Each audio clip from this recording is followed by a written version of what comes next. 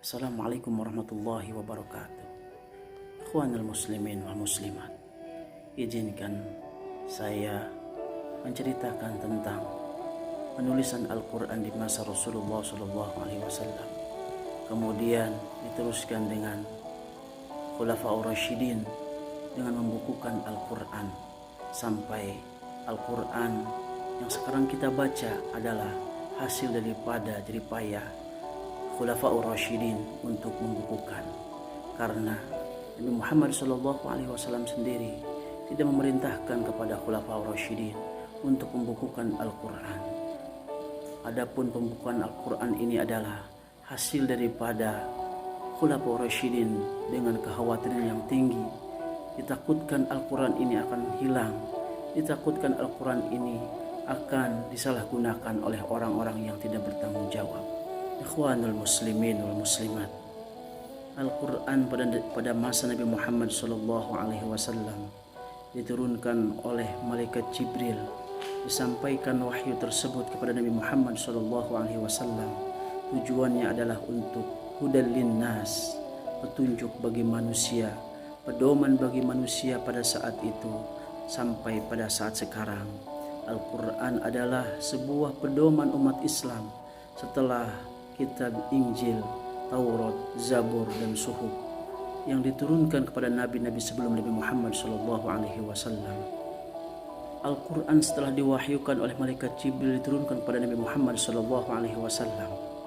Al-Quran ditulis melalui media tulang belulang hewan-hewan.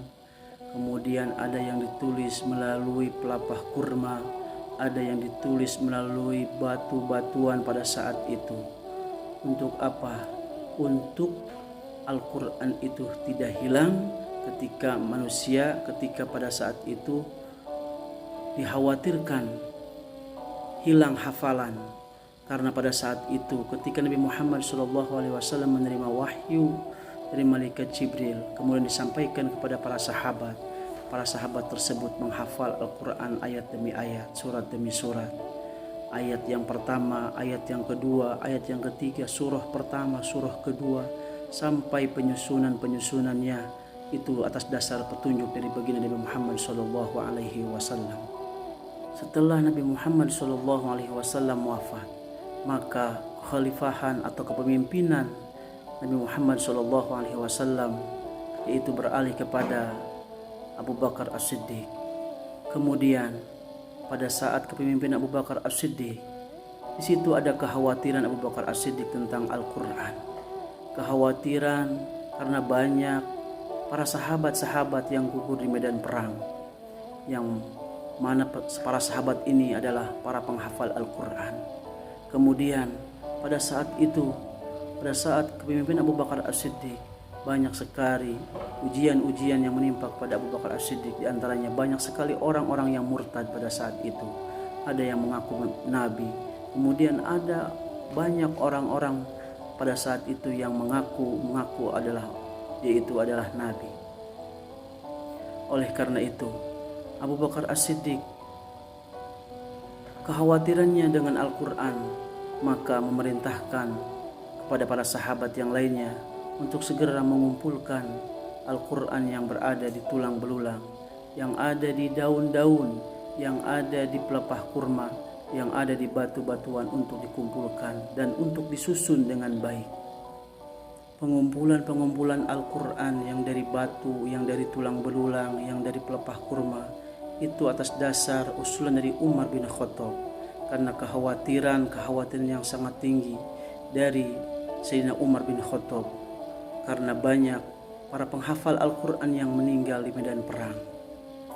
Selain Abu Bakar, sahabat Nabi yang membukukan Al-Quran adalah Khalifah Utsman bin Affan. Alasan dibukukannya Al-Quran pada masa ini adalah semakin luasnya wilayah Islam dan semakin banyak orang yang tertarik untuk menjadi Muslim. Terlebih lagi saat itu ada banyak versi Al-Quran yang beredar dengan bacaan dan model penulisan yang berbeda.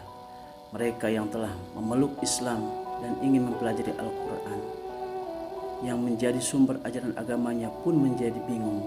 Oleh karena itu, Khalifah Utsman bin Affan kemudian mengambil kebijakan untuk menyamakan bentuk penulisan Al-Quran Khalifah Utsman bin Affan membentuk tim yang membukakan Al-Quran, yang membukukan Al-Quran, yang beranggotakan Zaid bin Sabit, kemudian Said bin Al-As dan Abdurrahman bin Al-Haris.